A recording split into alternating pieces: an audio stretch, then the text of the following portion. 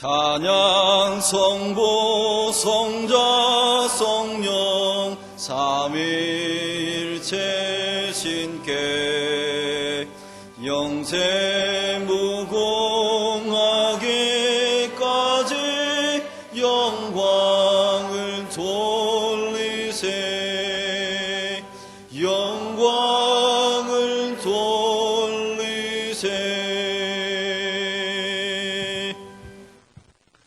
오직 너희는 택하신 족속이요 왕같은 제사장들이요 거룩한 나라요 그의 소유된 백성이니 이는 너희를 어두운 데서 불러내어 그의 기이한 빛에 들어가게 하신 자의 아름다운 덕을 선전하게 하려 하심이라.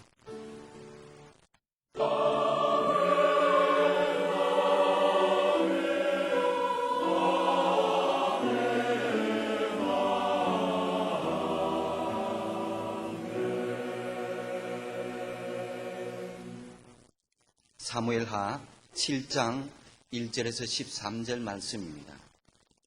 제가 가진 성경 472쪽입니다.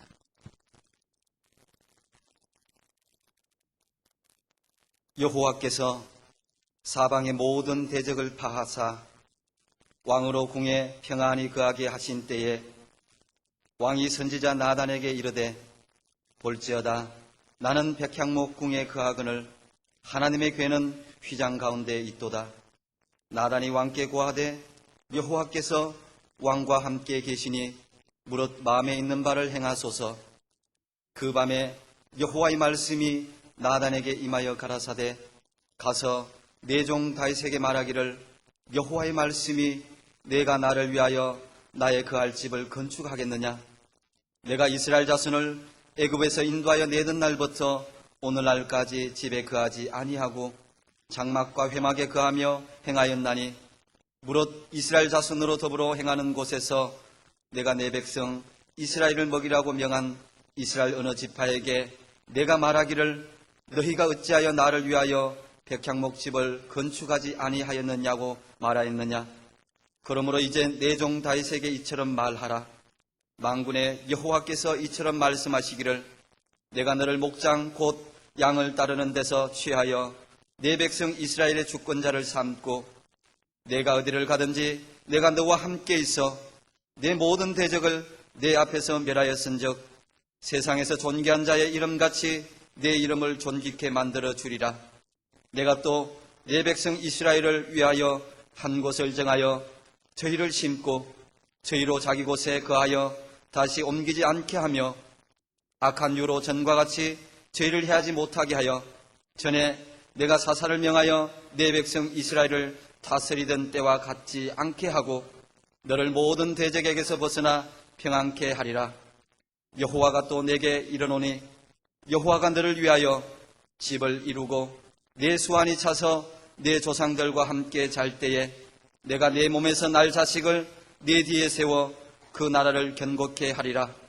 저는 내 이름을 위하여 집을 건축할 것이요 나는 그 나라 위를 영원히 견고케 하리라. 아멘.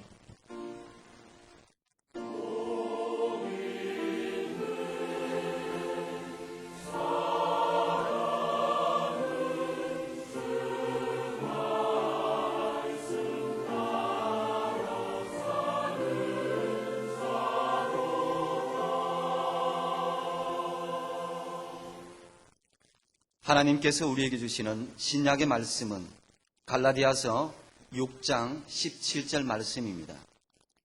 제가 가진 성경 309쪽입니다. 이후로는 누구든지 나를 괴롭게 말라.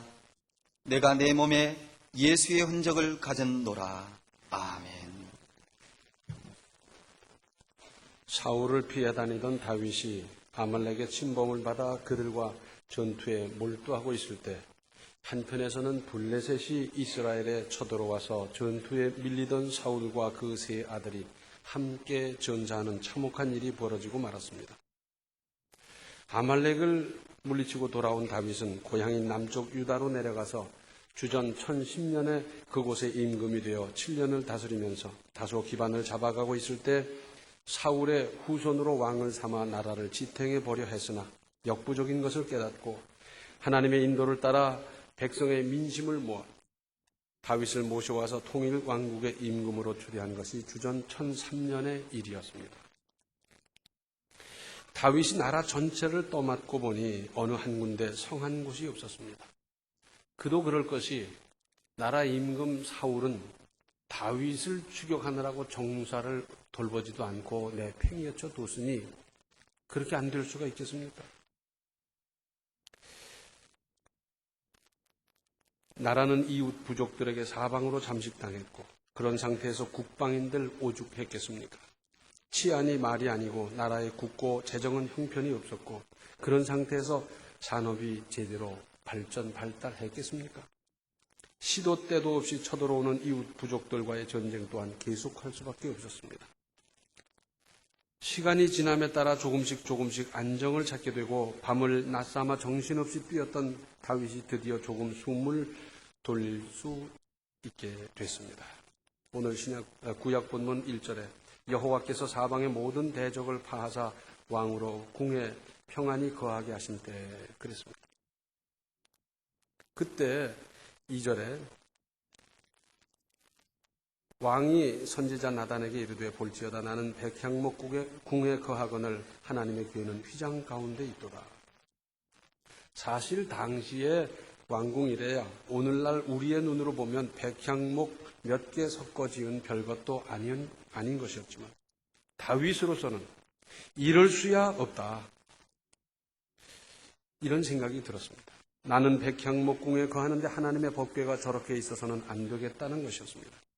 그래서 어떻든지 하나님의 법궤를 제대로 모셔야 되겠다고 생각하는 다윗에게 하나님은 말씀하셨습니다. 오늘의 구약 본문 5절로 7절에 가서 내 종 다윗에게 말하기를 여호와의 말씀이 네가 나를 위하여 나의 거할 집을 건축하겠느냐 내가 이스라엘 자손을 애굽에서 인도하여 내던 날부터 오늘날까지 집에 거하지 아니하고 장막과 회막에 거하며 행하였나니 무릇 이스라엘 자손으로 더불어 행하는 곳에서 내가 내 백성 이스라엘을 먹이라고 명한 이스라엘 어느 지파에게 내가 말하기를 너희가 어찌하여 나를 위하여 백향목 집을 건축하지 아니하였느냐고 말하였느냐.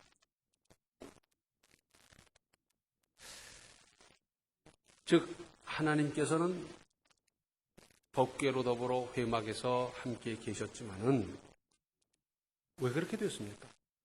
이스라엘 백성들이 애굽에서 나와서 계속 움직였거든요. 그래서 어디는 사흘 가다가 정지하고 어떤 때는 거기서 정지하고 3개월을 지나고 또 다시 일떠서서 또 닷새를 가고 열흘을 가고 그리고 또 쉬기도 하고 그렇게 했기 때문에 이 법궤는 움직여야 했고 또 조립해야 했고 또 제사장이 메고 다녀야 했고 그랬더랬습니다. 지금 그런 상태로 있는데 내가 백향목 궁에 잘 지어서 법궤를 거기 모시고 내가 거기 임재하고 해야 되겠다. 그런 요구하지 않았다는 겁니다.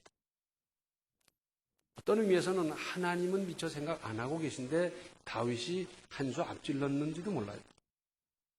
그러면서 12절과 13절에 내 수완이 차서 내 조상들과 함께 잘 때에 내가 내 몸에서 날 자식을 내 뒤에 세워 그 나라를 견고케 하리라. 저는 내 이름을 위하여 집을 건축할 것이요 나는 그 나라 위를 영원히 견고케 하리라. 하나님께서 완곡하게 거절하셨습니다. 그리고 그 이유에 대해서는 역대상 22장 8절에서 다윗은 전쟁을 많이 해서 피를 많이 흘렸으므로 그렇다고 하셨습니다. 그러면서 내 위를 이어서 등극할 아들이 짓도록 하겠다 하는 것이었습니다. 이게 무슨 말씀입니까? 하나님을 위해서 사심 없이 전적으로 믿음으로 하나님의 성전을 짓겠다는데 그런데 하나님께서 거절하시는 겁니다. 이 다윗은 하나님으로부터 어떤 평가를 받은 사람이었습니까? 성경에 보면 이새의 아들 다윗을 만나니 내 마음에 합한 자라 하셨습니다. 성경에 하나님으로부터 이만한 평가를 받은 사람이 도대체 몇 명이나 됩니까? 대단한 평가를 받았습니다. 그래서 다윗이 어디를 가든지 여호와께서 이기게 하셨더라 하지 않았습니까? 이 말씀을 좀 확대하면 이런 겁니다. 전쟁을 하면 전쟁에 이기게 했고, 산업을 장려하면 산업이 융성했고, 어떤 제도를 마련하면 그 제도로 말미암아 나라가 질서가 서고 튼튼해졌고, 하는 일마다 하나님의 은혜가 역사하셔서 아름답게 되게 하셨더라 하는 겁니다. 그런데도 하나님은 거절하셨습니다. 만약에 다윗이 믿음이 작은 사람이었더라면 혹 이런 불평을 항의를 했을지 몰라요. 하나님, 무슨 말씀입니까? 내가 나 잘되게 하기 위해서 그러는 겁니까? 나 편하자는 겁니까? 하나님을 위해서 전적으로 하겠다는데 하나님 이러시면 안 됩니다. 하나님 허락하십시오. 도장 찍으십시오. 아마 그랬을지도 몰라요. 뿐만 아니라 보통 사람들은 자기 임기 중에, 자기 재위 기간 중에 뭔가를 이루기 위해서 얼마나 안달을 합니까? 우리나라 정치인들을 비롯한 대부분의 사람들이 이 범주를 벗어나기 어렵습니다. 무리를 해서라도 자기 임기 중에 뭔가 번쩍한 걸 좀 해놔야 되겠다. 그러면서 얼마나 많은 문제를 일으키고 있습니까? 혹 내 임기 중에는 큰 일을 못한다 하더라도 앞으로 100년 대계를 내다보면서 그 기초, 준비, 기본을 제대로 잘 닦아놓아서 내 후임으로부터는 정말 승승장구 잘 나갈 수 있도록 해야 되겠다. 그런 지도자들을 만날 수 있으면 얼마나 좋겠습니까? 자기 임기 중에, 자기 재위 기간 중에 뭔가를 이루고 싶어 하는 것이 인지상정인데, 그러나 하나님을 향한 열심과 의욕도 멈추어야 할 경우가 있습니다.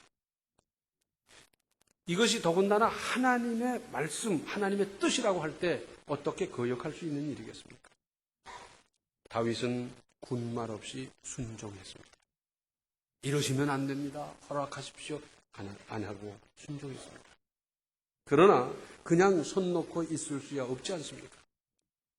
하지 말랬는데 뭘. 그럼 나는 안 하면 되네. 편하다. 잘 됐다. 그러겠어요?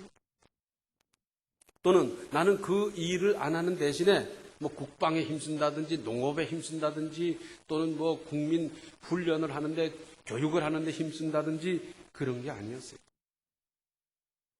내 대에는 못하더라도 다음 때에 할 수 있도록 준비는 할 수 있는 것 아니겠습니까?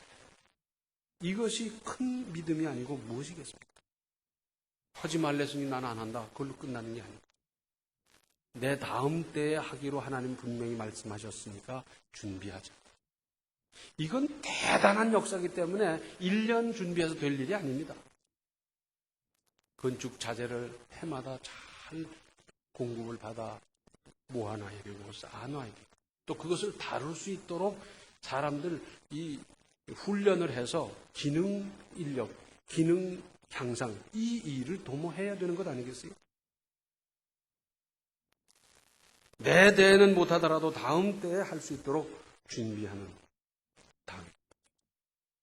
사실 다윗은 성막을 끝내고 성전이 실현되는 것을 얼마나 뜨겁게 원한 사람인지 모릅니다.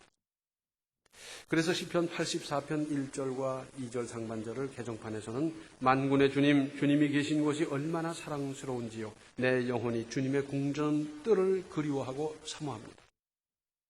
다윗은 이때 이미 지어진 후에 그 모습을 다 바라보는 거예요. 그리고 거기서 하나님께 제사를 드리고 예배를 드리고 거기서 은혜 받고 그곳을 출입하며 찬양하며 그때를 생각하면서 그때를 사모하는 겁니다. 그래서 개역 성경에서는 병이 날 정도라는 거예요. 그 정도로 하나님의 전을 그리워하고 사모했다는 겁니다. 이러한 믿음, 이러한 열심으로 준비했습니다. 역대상 29장을 보면 다 같이 역대상 29장을 한번 펴보십시다. 구약성경 653쪽입니다. 제가 가진 성경으로 653쪽인데 역대상 29장 한번 펴보시죠.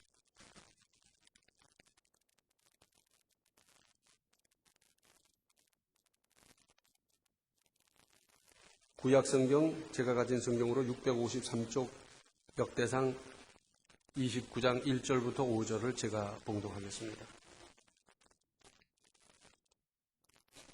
다윗 왕이 온 회중에게 이르되 내 아들 솔로몬이 홀로 하나님의 택하신 바 되었으나 오히려 어리고 연약하고 이 역사는 크도다.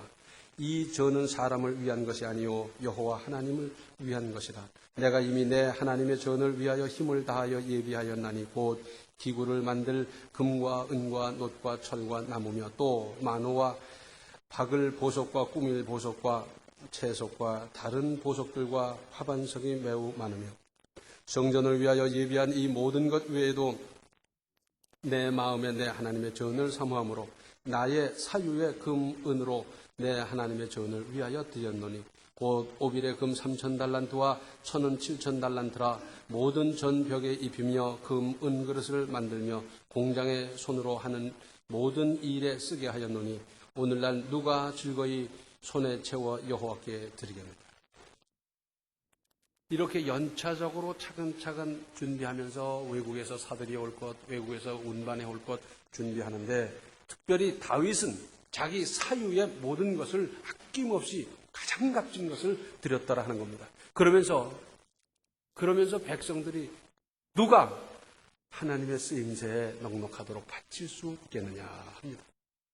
여기에 대한 백성의 열렬한 호응이 따릅니다. 6절로 19절에 이에 모든 족장과 이스라엘 모든 지파 어른과 천부장과 백부장과 왕의 사무 감독이 다 즐거이 드리되 하나님의 전 역사를 위하여 금 5,000달란트와 금 다릭 1만과 은 1만 달란트와 놋 1만 8천 달란트와 철 10만 달란트를 드리고 무릇 보석이 있는 자는 게르손 사람 여히엘의 손에 붙여 여호와의 전 곳간에 드렸더라.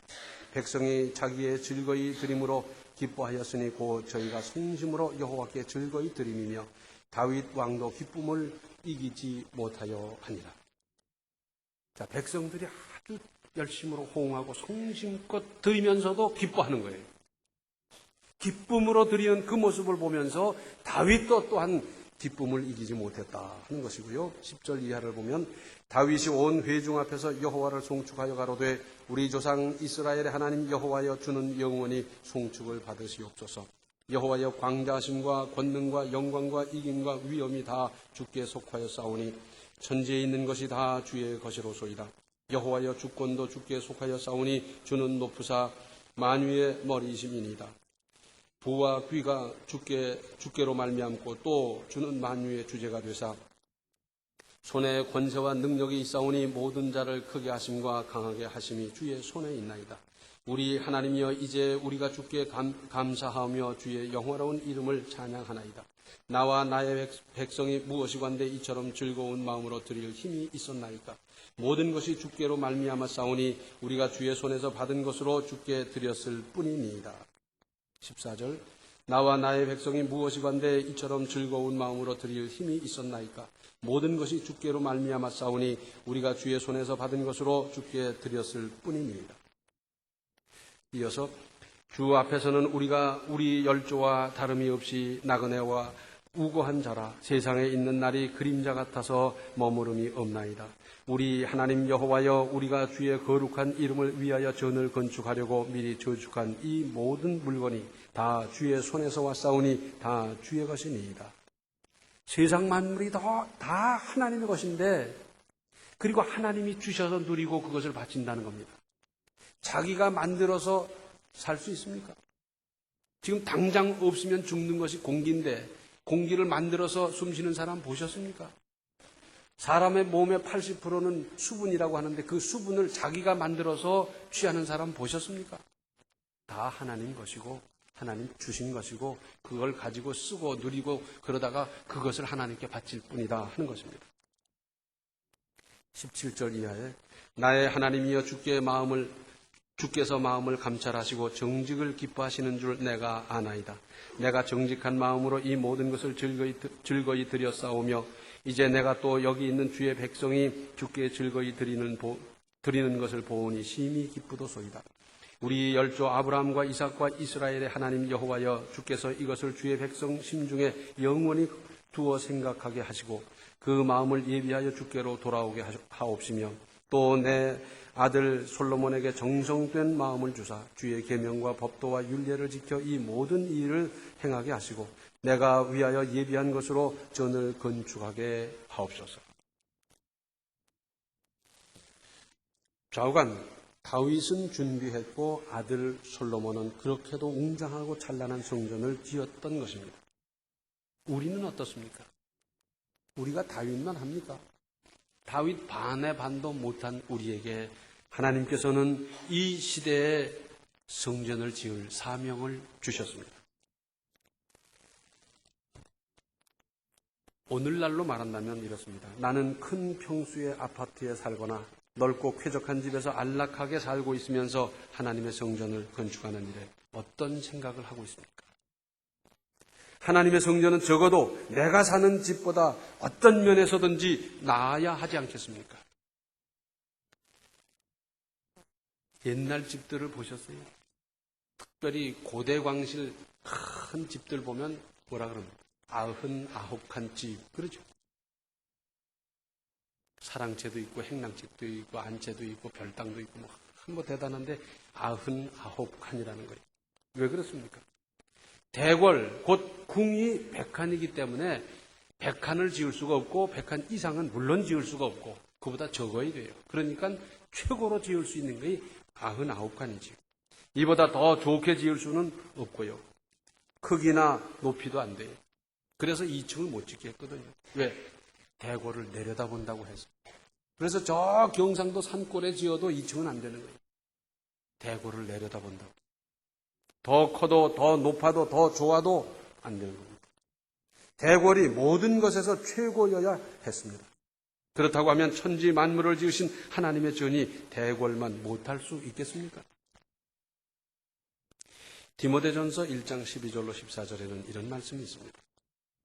나를 능하게 하신 그리스도 예수 우리 주께 내가 감사함은 나를 충성되이 여겨 내게 직분을 맡기심이니 내가 전에는 회방자요 핍박자요 포행자였으나 도리어 긍휼을 입은 것은 내가 믿지 아니할 때 알지 못하고 행하였습니다.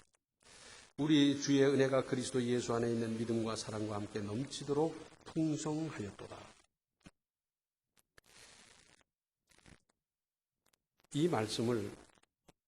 이 말씀 중에서 특별히 12절에 나를 능하게 하신 그리스도 예수 우리 주께 내가 감사함은 나를 충성되이 여겨 내게 직분을 맡기심이니 했습니다. 이 내용을 나누어 보면 나를 충성되이 여겨 주셨다는 겁니다.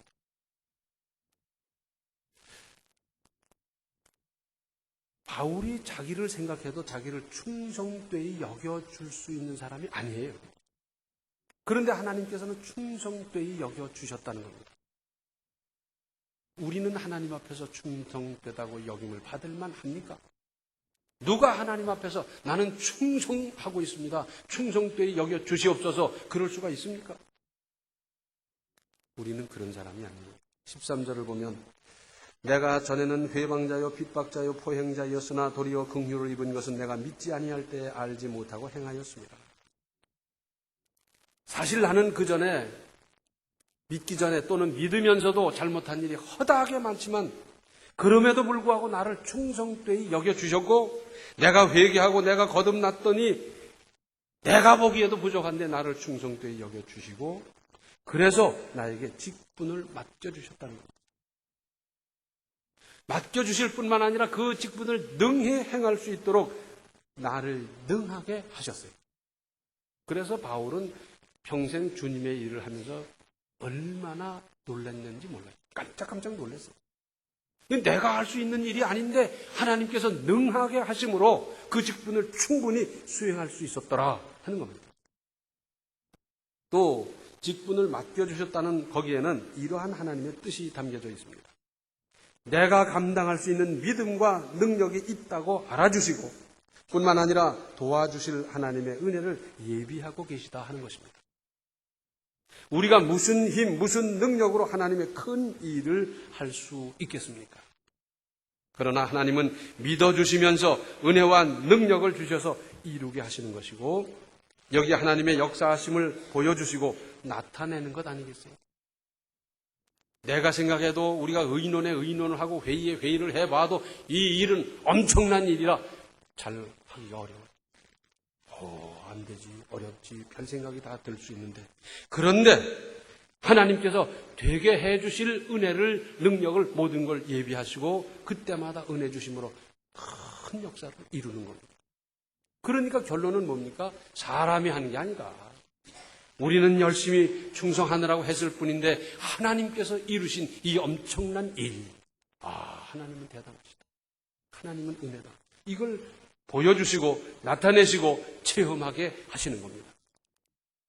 그래서 14절에 우리 주의 은혜가 그리스도 예수 안에 있는 믿음과 사랑과 함께 넘치도록 풍성하였도다. 그래서 우리가 할 수 있는 것은 감사하고 또 감사할 것밖에 없어요. 왜? 나 같은 것을 도구로 쓰셔서 그 엄청난 일을 이루시고 능하게 하셨기 때문입니다. 또 오늘의 신약 본문 말씀은 어떻습니까?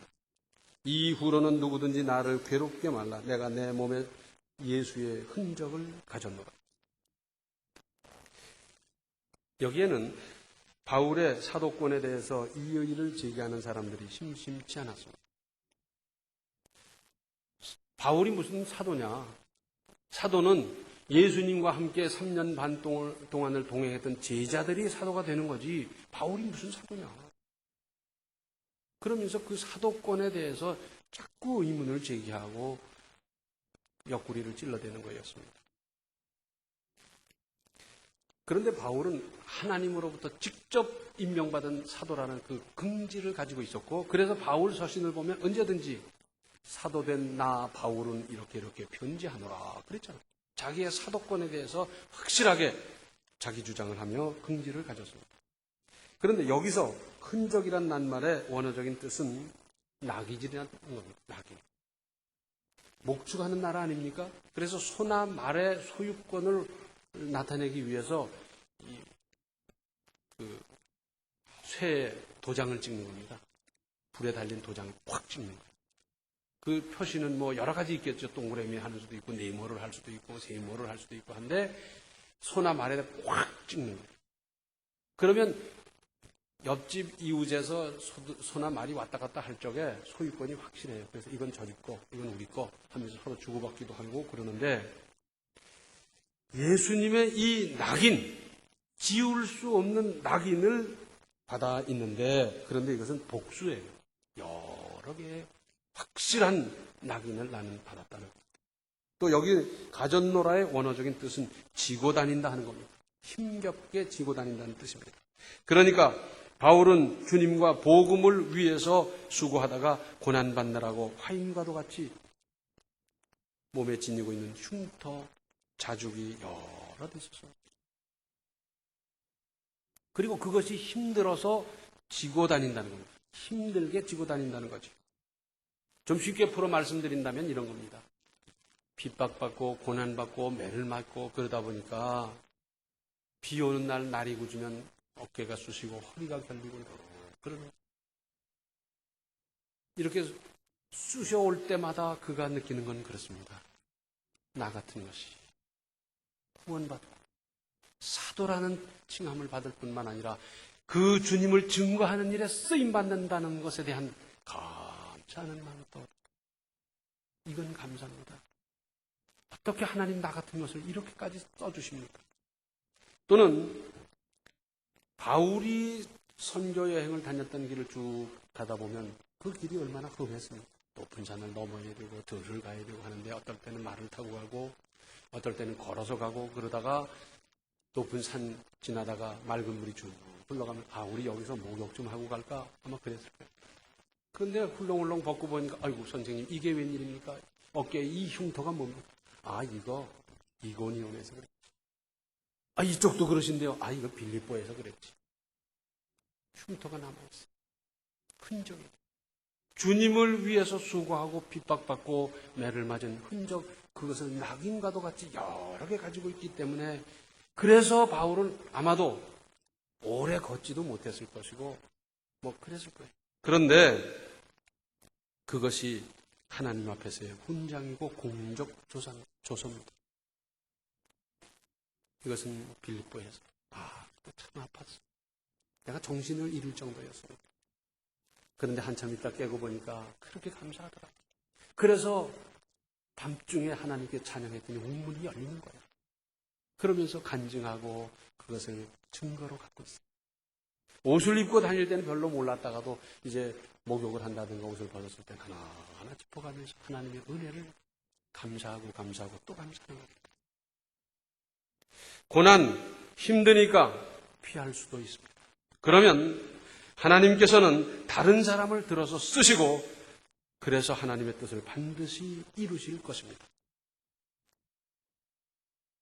내가 회피함으로 다른 사람이 그 일을 맡아서 하나님의 그 어마어마하고 대단한 일을 쫙 이루고 났을 때 그것이 기회인데 천금 같은 기회를 놓치고 그리고 회피한 나는 그 다음에 뭐가 되는 겁니까? 나는 뭐가 되는 겁니까? 천금 같은 기회를 잘 붙잡으십시오. 얼마만큼 참여할 수 있습니까? 하나님은 중심을 보십니다. 나의 형편과 저지를 나보다 더 잘 아시는 하나님께서는 굉장히 많은 액수지만 적게 보실 수도 있고 비록 적은 금액이나 작은 수고라도 크게 보실 수 있습니다. 중심을 보신다는 말씀을 뒤집어 보면 뭐냐면 최선을 다했느냐 그 말이에요. 최선을 다했느냐. 작으면 작은 대로, 크면 큰 대로, 많으면 많은 대로, 적으면 적은 대로 최선을 다했느냐. 주님은 그걸 묻는 것 아니겠어요? 기회를 기회로 하십시오. 그리고 그 기회를 활용하십시오. 나를 충성되게 여겨 직분을 맡기시고 우리를 충성되게 여겨서 이 시대에 감당할 일을 맡겨주셨는데 그 하나님 앞에서 고난으로 포장되어 있고 하늘 같은 침으로 포장되어 있는 그 속에 들어있는 기회, 그 속에 깊이 들어있는 크나큰 은혜와 복을 내 것으로 만들고 내 것으로 활용하고 누리고 살아가는 인생 건설해 가시기를 바랍니다. 기도하시겠습니다. 은혜로우신 아버지 하나님, 저희들이 깨닫고 보니 참 믿음 없는 인생을 살아왔습니다. 주님은 회막에 거하고 있는데 저희들은 백향목 궁에 거하고 있지는 않습니까? 저희들을 충성되이 여겨 이 시대에 꼭 필요한 사명을 맡겨주셨는데 회피하고 있지는 않습니까? 이것을 기회로 알고 그 안에 들어있는 하나님의 어마어마한 은혜와 복을 사모할 줄 알고 활용할 줄 알고 그래서 내 인생을 복되게 건설해가는 우리 모든 성도들이 되게 하여 주시옵소서. 예수님의 이름 받들어 간절히 기도하옵나이다. 아멘. 하나님의 성전을 위한 열심을 품고 함께 하시기를 바랍니다. 은혜로우신 아버지 하나님, 수능 날짜가 다가오고 있습니다. 수능을 위해서 준비한 여러 학생들 한 사람 한 사람을 붙들어 주시옵소서. 불안한 마음 다 제거하여 주시고 마음에는 평안과 평강을 더하여 주시며 지금까지 갈고 닦고 익힌 것을 잘 표현할 수 있도록 맑은 정신, 그 위에 지혜를 명철의 7배를 더하여 주시옵소서. 그래서 모든 것을 잘 활용할 수 있게 하시고 원 없이 한 없이 잘 치를 수 있게 도와주시고 그리고 그 결과를 만족하고 감사할 수 있도록 주님이여 도와주시옵소서. 지금은 생명의 주 예수 그리스도의 은혜와 하나님 우리 아버지의 극진하신 사랑과 성령의 감화 감동 충만 교통하심이 하나님의 성전을 사모하고 이 일에 함께하고 최선을 다하기로 작정하는 모든 성도들 머리 위에 이제로부터 영원토록 함께 계시기를 간절히 축원하옵나이다. 아멘.